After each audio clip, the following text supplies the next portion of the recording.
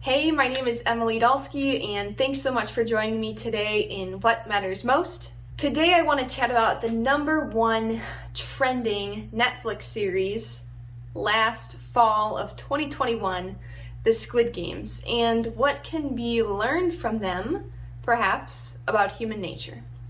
Let's begin. The Squid Games pulled in a staggering 1.6 billion hours of watch time just in the first month that it was released, according to Netflix. And I was intrigued about what was intriguing the world. It's taken me a few months even to sit down and write a script and produce this video. I actually feel kind of slightly traumatized from the show. Why would you torture yourself by watching other people get tortured? Why is pain and drama and trauma so compelling? What of the human spirit or our human nature is revealed about a show like this, and not only in its content, but in our desire to watch it so?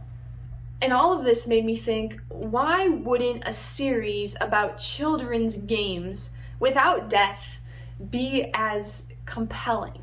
Perhaps the writer, director, same guy, has captured the hearts of viewers precisely because he's put his finger on something deeply human and deeply fundamental. And there's 3 points of reflection I wish to share about the Squid Games that I think reveal something to us about human nature. #1, child's games, children's games. That's the MO of the Squid Games.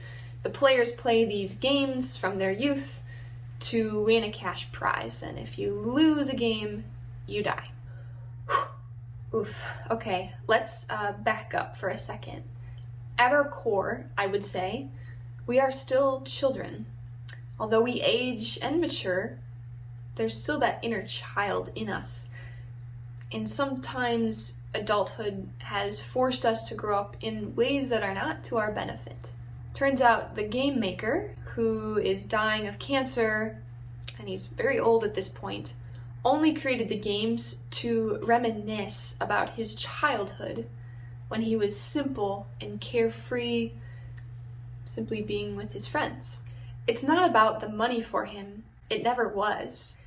In fact, he created the games, or funded the games, because he was very wealthy, but not simply to entertain himself, but to give the players an opportunity to return to their childhood, to that time when they were simple, carefree. But what's really sick about the games is that these players are not, these games do not induce that childlike simplicity, a sense of joy or relaxation or leisure.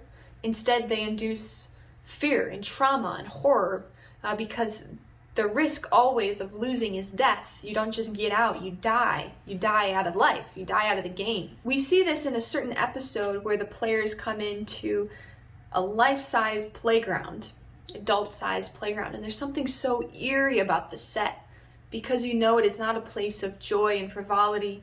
It is a place that will soon be a war zone, a place of death.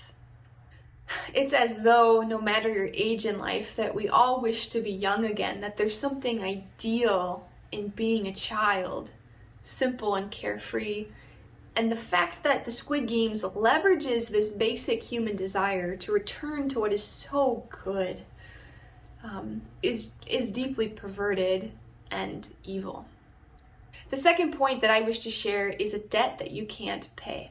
After every game, or every death in the games, a giant piggy bank descends from the ceiling and more money falls in it. These players are coming into this room, this dormitory, where the bank falls from the ceiling, and they're coming in depressed, forlorn, or numb because they've just seen death. And so this bank descends as a reminder of why they're doing it, to win this prize. And for the majority of the close-ups of the faces that you see that are still in the game, you see like faces of optimism and also a lot of greed, a lot of hope that it's worth it. Even just risking my life every day, every game, it's worth the opportunity to reclaim myself in the world and have some financial security. And herein lies the great deception of the Squid Games, and perhaps what makes it so addictive is that it's not worth it. You can clearly see as these players have just went through the most traumatizing experience, one after another, that this money falling from the sky is not worth one single human life. However, something deep and true hangs above the heads of all of the players in that room, and it's that they have a debt that they can't repay. That's why they're there.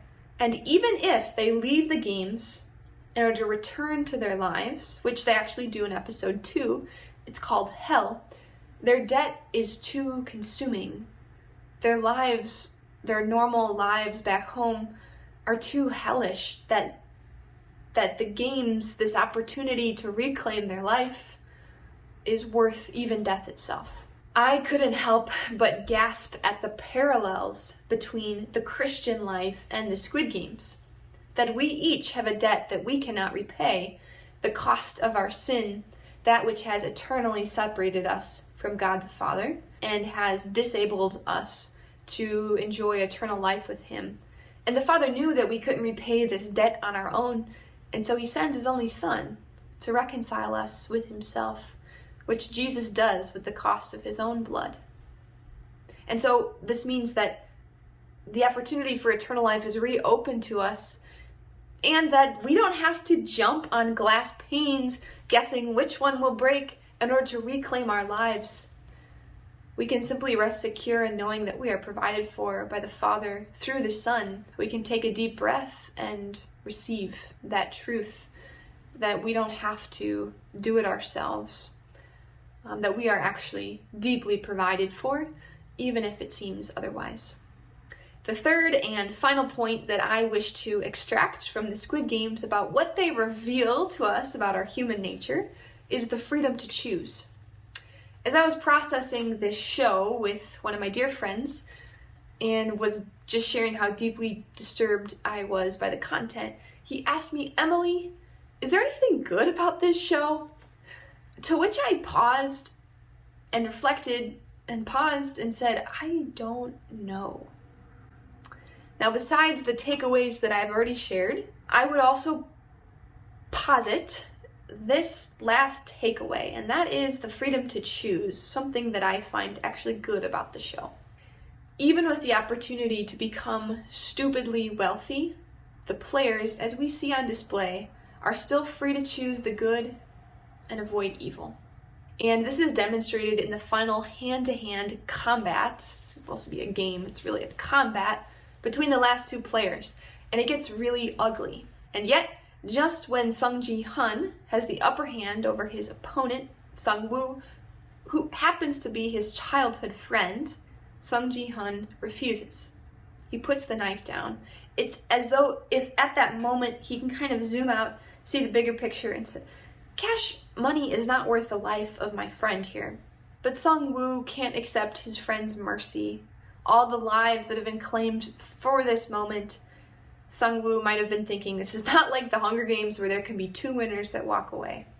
And so he ultimately ends up rejecting his friend's mercy and killing himself with the dying wish that his friend would take care of his mother.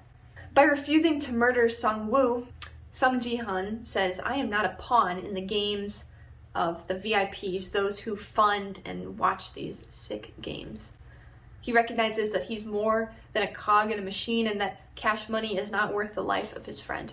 And I'd say Sung Ji-hun's freedom to choose the good, which he does at the very end, is something to write home about, especially since the rest of the show might give you nightmares as it has for me. All in all, the Squid Games is a very disturbing series, one that I would not recommend. You don't have to be steeped in 8 episodes of death to walk away with a deeper understanding of the reflections that I just shared. And perhaps the reflections I just shared will spare you from the pull to watch the show, but nonetheless, those are my thoughts. I would love to hear your thoughts in the comments section, especially if you've seen the show. As always, feel free to subscribe to join the conversation. Thanks so much, take care, and God bless. Peace!